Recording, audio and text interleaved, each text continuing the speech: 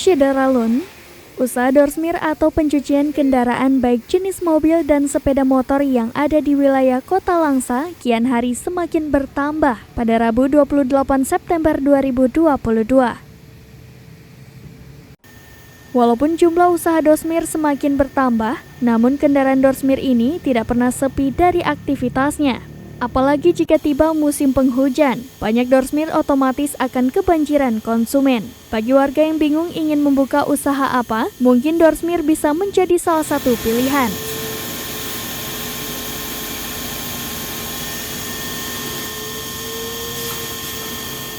Usaha tersebut cukup menjanjikan untuk menambah pendapatan sehari-hari dan hanya butuh modal yang lumayan rendah.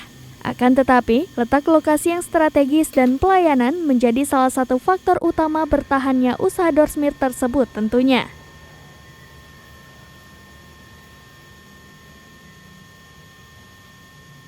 Sementara pasaran pencucian kendaraan untuk per satu unit mobil yakni sekitar Rp40.000 sampai Rp50.000 tergantung mobil besar dan kecil.